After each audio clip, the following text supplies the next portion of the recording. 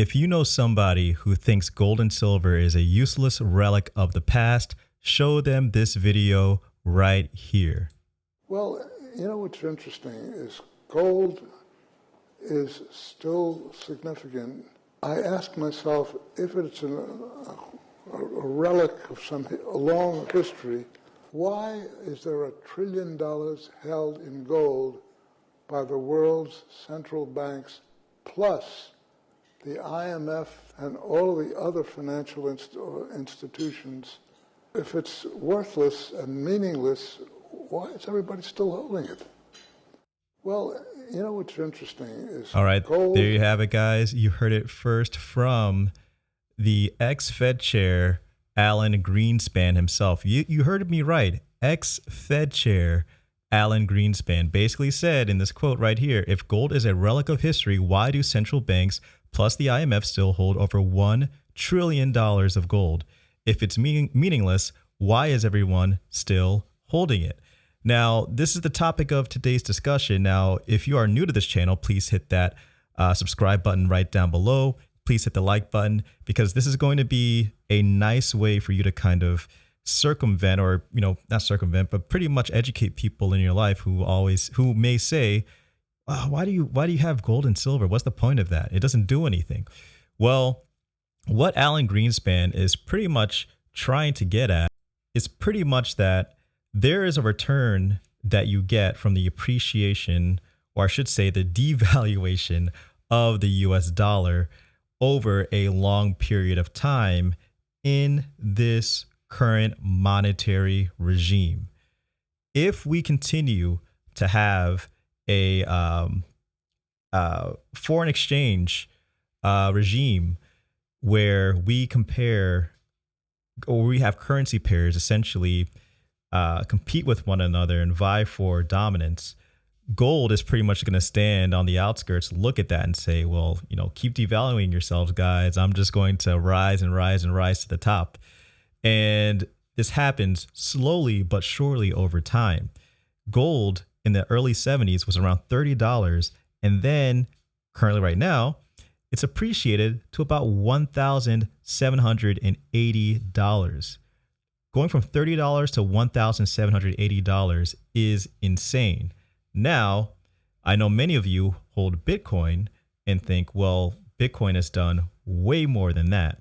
Now, though that is true over, a very short period of time, the interesting thing about Bitcoin is that it doesn't have the same status as gold as a tier 1 asset given to it by the Basel Foundation under the Basel III Accords.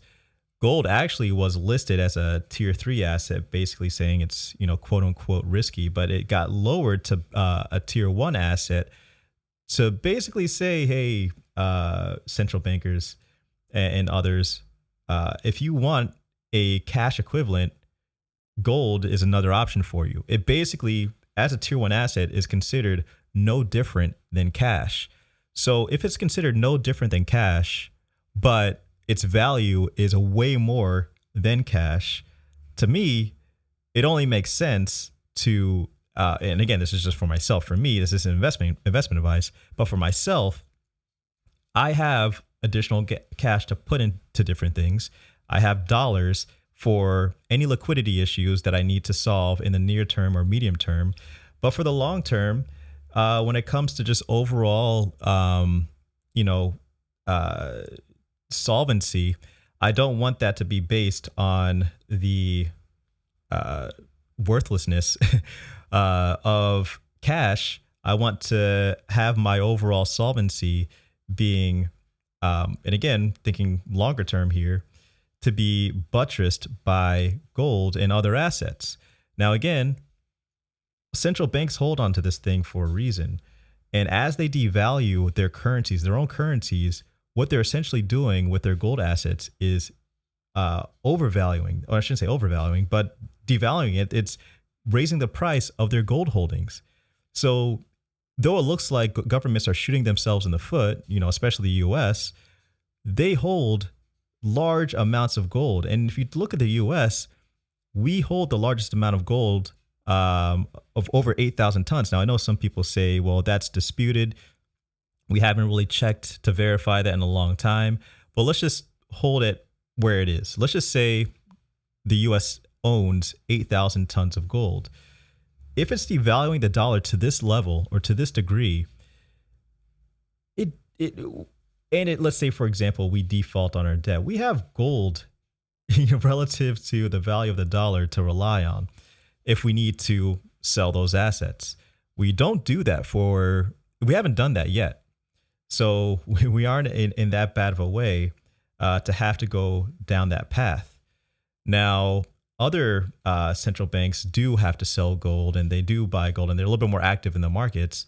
The US, for example, hasn't accumulated gold for a long time. And as far as what's listed, we have about over 8,000 tons of gold, the most gold owned by a country.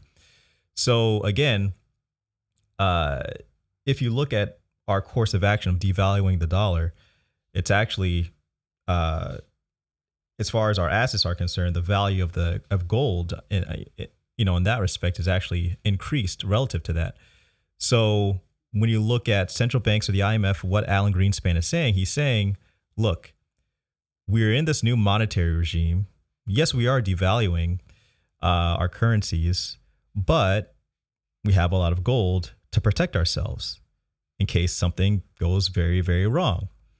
So again, for those of you who are new to gold or new to silver, go to my Twitter page. It's Investing with TJ, as you can see here. And just scroll down a little bit and you'll find this video. Share that video with other people that you know who are unfamiliar with gold and silver. All right. Thanks again, guys. Have a good one.